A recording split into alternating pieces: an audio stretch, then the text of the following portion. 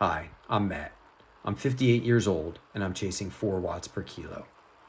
I returned to cycling a year and a half ago after a 10-year break and I'm absolutely loving it. 1 year ago, I took my first FTP test and I've experienced a lot of success since then. In that year, I'm up 46 watts in power and my watts per kilo have increased by 25%. For those of you who are new to cycling or training, watts are a measure of power produced per second. Functional threshold power, FTP, is a measure of the average amount of watts that you can produce for an extended period of time. Theoretically, it's an hour, but that's an oversimplification. There are very few people that can produce their FTP for an hour. Finally, there's watts per kilo. Watts per kilo is simply your FTP divided by your weight in kilograms. My goal is to eventually be able to produce 4 watts per kilogram. And to do that, I need to produce 270 watts total for an FTP test. To put it plainly, I'm chasing watts and I'm doing it in a very structured way. I'm very goal-oriented. I love cycling and I like training hard. What I'm doing is making me very happy. It might not make you happy. What I'm trying to do in this video is to show you how I've been successful over this past year.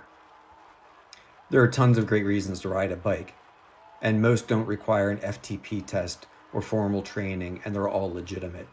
You can ride for fun, you can ride for transportation, you can ride for general fitness or mental health.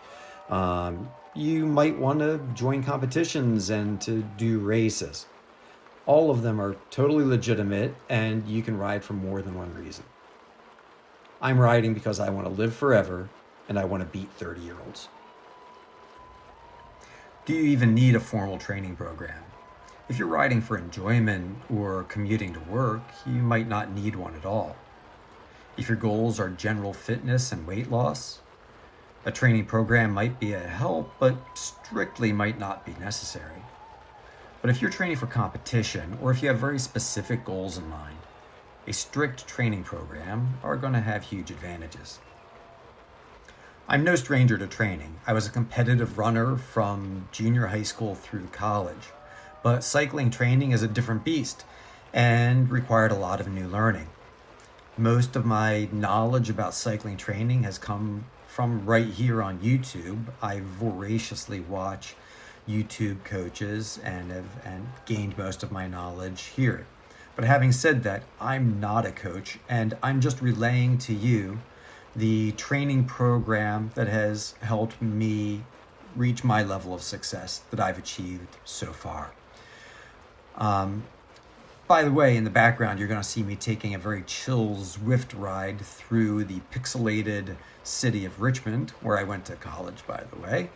And it's an easy Zone 2 ride, and easy Zone 2 rides are an important part of my training. So let's go into what a typical week looks like for me.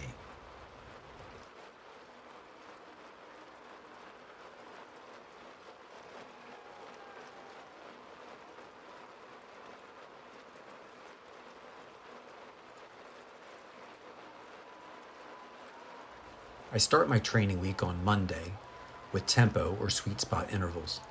Tuesday brings Zone 1 or easy Zone 2. And on Wednesday, I go for a longer Zone 2 ride.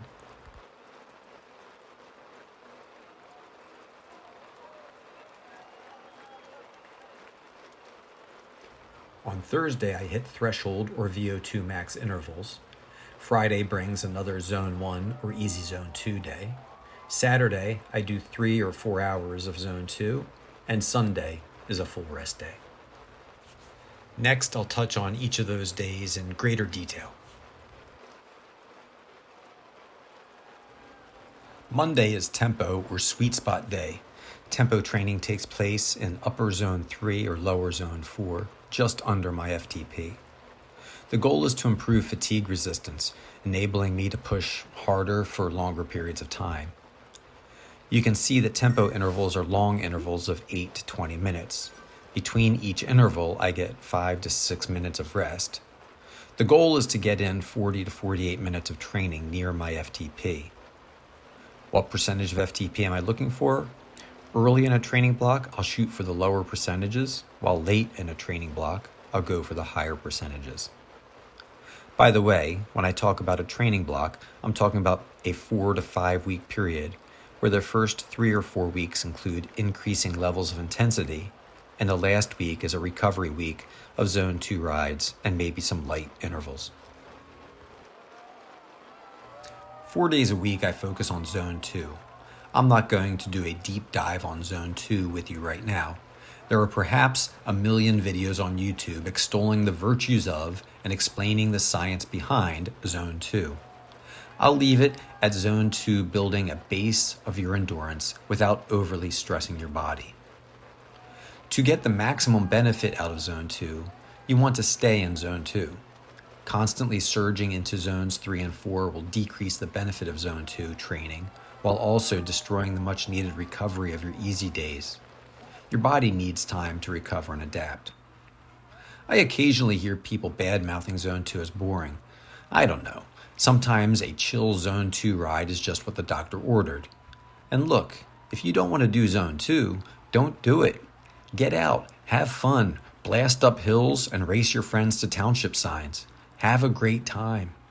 But my goal is to get to 4 watts per kilo as efficiently and effectively as possible. High threshold and VO2 max day. If Zone 2 is your base, this is your peak. This is where you raise your ceiling and improve your high-end power.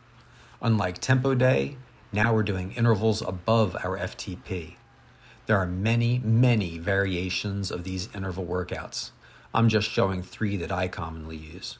For each of them, I give myself the same amount of rest as I put into the interval. A 4-minute interval gets 4 minutes of rest, while a 30-second interval gets 30 seconds of rest. This isn't always the case, and if you do some research, you'll find all different varieties of high-intensity intervals. You'll see that I added Zwift races as one of my workouts. Zwift races often last 20 to 30 minutes and include multiple surges above FTP. They make a fun and worthwhile addition to my VO2 max day. And when the weather is nice and my club starts riding again, I'll include our Thursday evening fast group rides as one of my VO2 days. Sunday is my rest day. When I first returned to cycling, I was going hard every time I rode. It was fun, and I did see improvement. But to see maximum improvement, you need to give your body time to rebuild. This is even more important as you get older. Last fall, when I really started training seriously, I had 3 interval days on my schedule each week. It was too much. By my 3rd interval workout, I was shot and I couldn't complete the training. Leave 3 interval weeks for the kids. 2 days of intervals are plenty for those of us of more advanced years.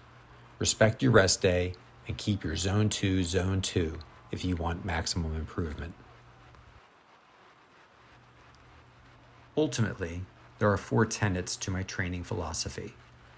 First, I do 2 hard interval days per week. Second, at least 2 easy days between interval days. Third, I vary the hard days and don't stress the same systems. And fourth, take your rest days as seriously as you take your hard days. My training schedule has me riding 6 days out of 7 for somewhere between 9 and 11 hours. I know this is a lot for many people, but you can still see improvement on a shorter schedule. You could do a 4-day schedule with interval days on Tuesday and Thursday, and then longer Zone 2 rides on the weekend. Hey, I hope you found this video helpful or interesting. Again, I'm not a coach. I just wanted to share my program with you. Maybe it will help inspire you to some future successes. If you have any advice you'd like to share with me or with the rest of us, I'd love to hear from you. Maybe you have a favorite training program that you'd like to share with us. Thank you for coming today, and I hope to see you again soon. My name is Matt. I'm 58 years old and I'm chasing 4 watts per kilo.